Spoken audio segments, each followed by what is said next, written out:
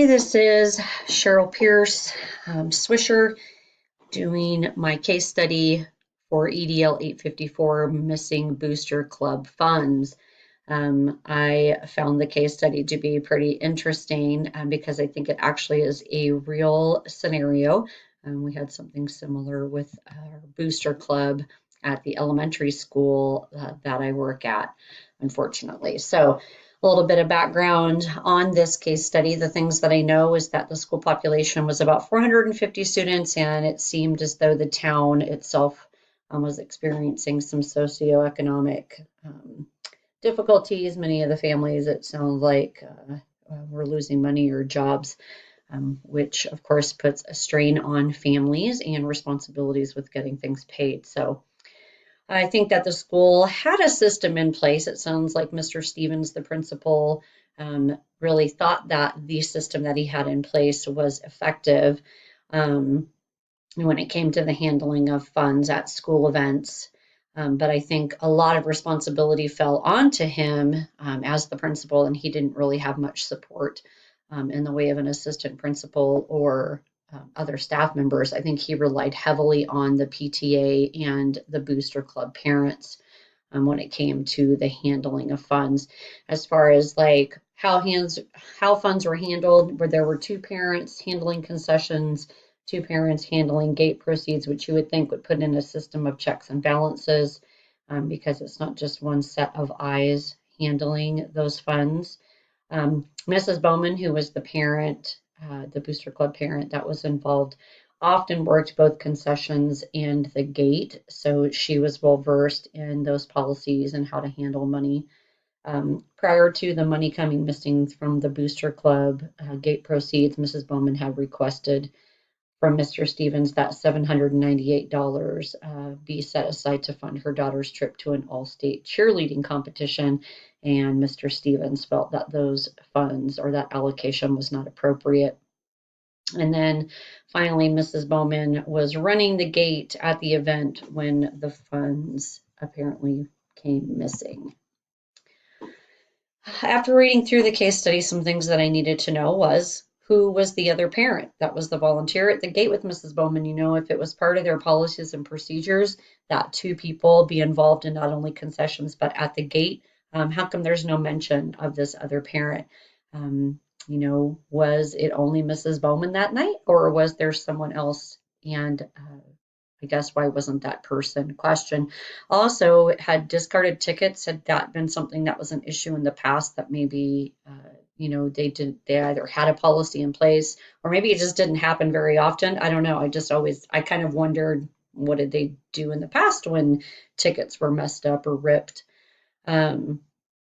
If there was a second person there, did Mrs. Bowman work with that person? Did they document anything? Did they count the money? Could there maybe be another reason why the money is missing? Could maybe bills have gotten stuck together? How accurately was the money accounted for? What's their system for taking the money and like what's it collected in? And then maybe were there concession funds counted, and did those concession funds match? Maybe it was because Mrs. Bowman worked back and forth between concessions and gate at times. Could it possibly have been that concessions needed change or something, and the extra or the missing $50 was somewhere else in some other funds?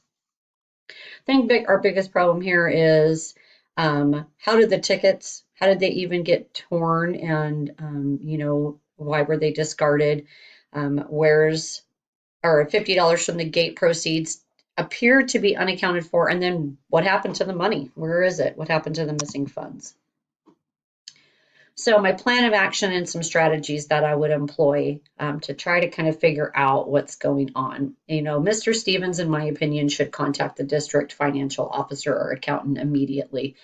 I think that had he been working with that person directly to begin with, he would have had some better systems in place. I think you should also have some conversations with all the parties that were involved in handling funds that night, not in an accusatory way, but just to determine exactly what happened, what transpired that night. Talk with Mrs. Bowman about what she did with the discarded tickets and maybe how she had handled those in the past. Then I also think, maybe meet with the Booster Club president and talk about refining that protocol for securing funds.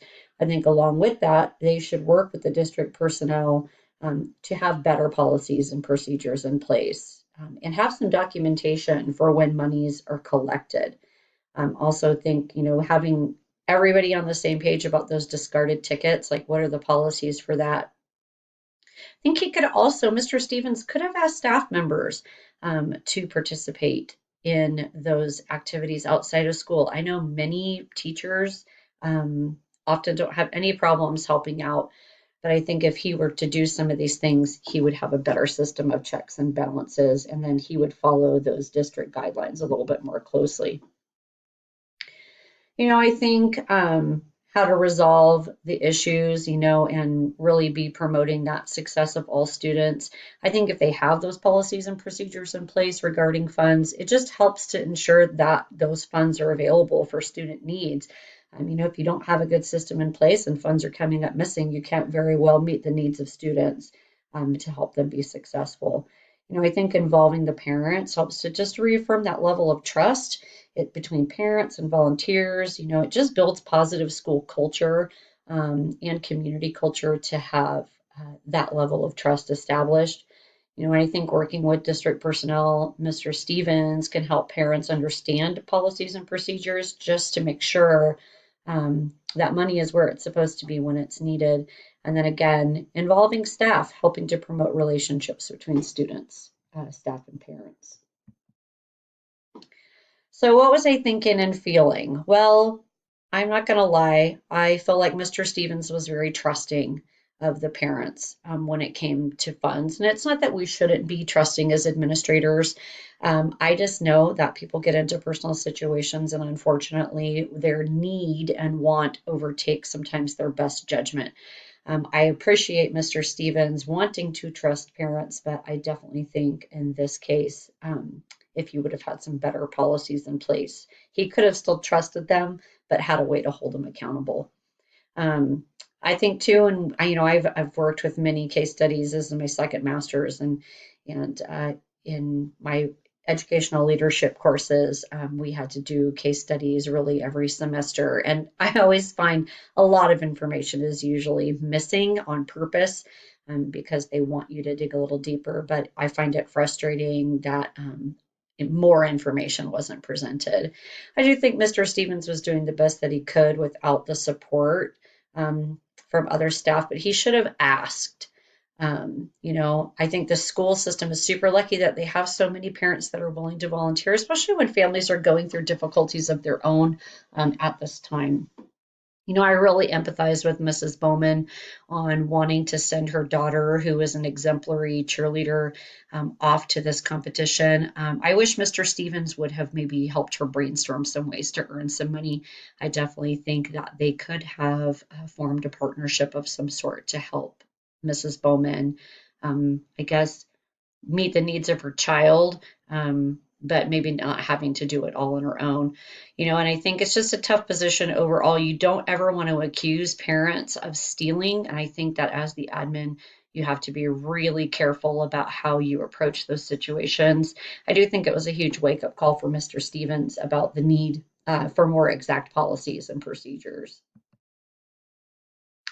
What I valued about the scenario is that, the parents regularly come to volunteer at school events and activities, and that's fantastic. At our school, we've had lots of years where we have tons of parents, and then we have other years. I work on a military installation, so at times of deployment, often we have no parent volunteers. So that seemed to be a consistent thing at their school. I think was great. I also, like I stated previously, think it's great that Mr. Stevens obviously trusted those parents and volunteers immensely. And I do think Mr. Stevens thought he had some really good procedures in place prior to the incident. Unfortunately, they just needed to be really refined and clarified. So what's still unresolved at the end? How did those 10 tickets even get destroyed? So that they weren't usable at all. That seemed pretty extreme to me. Okay. And I also still wonder who was working with Mrs. Bowman and why didn't she count the funds prior to them being released? And how about Mr. Dumas? So Mr. Dumas, we don't really know. He had been working all day. He had just cashed his check. Maybe he was incorrect in the type of bill that he thought he had paid with, because the whole thing was that they were looking for this $50 bill that was not present. But like I said earlier, it could have been a situation where the concessions needed change of some sort. Maybe somebody came with a bigger bill. And so they did some trading with bills between the gate and the concessions. There's no way to define that. And then ultimately, what happened to the missing money? So, reflection on Standard 8. How do you as the school leader promote the effective management of the school or district? Well, you need to have systems of accountability in place when it comes to handling funds. We're often lax about how funds are handled because we just assume everyone's going to do the right thing. But I think you really have to have very clear step-by-step defined procedures so that parents and volunteers understand how money should be handled. Never at any time should just one set of eyes or hands be on money, and that includes the principal or any other teachers or staff. And I think you also need to have a system in place for when things go wrong so that parents and staff and students, whoever's involved, they understand that if, funds are missing, that you have procedures in place and they know that you're not accusing them, but that you have to go through these steps to try to find out what happened to the missing funds. I think at all times it's easier to foster positive relationships with staff and students and parents if you have really clear rules and expectations. It's when things aren't clear that it can start to affect those relationships with negativity. I think also working really closely with your district personnel to get those policies and procedures in place is really important because we look to them as the experts to know what to do. Component 2 under Standard 8, how do you as the school leader promote the social learning of every student?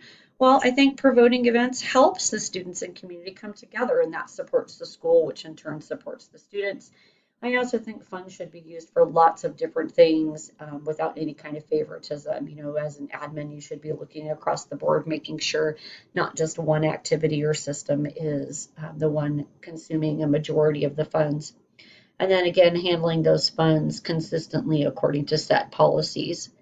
And then I think it would be great to have students and parents involved in how funds are allocated for student needs so that not every individual student, but student groups or student clubs or activities, everyone is represented.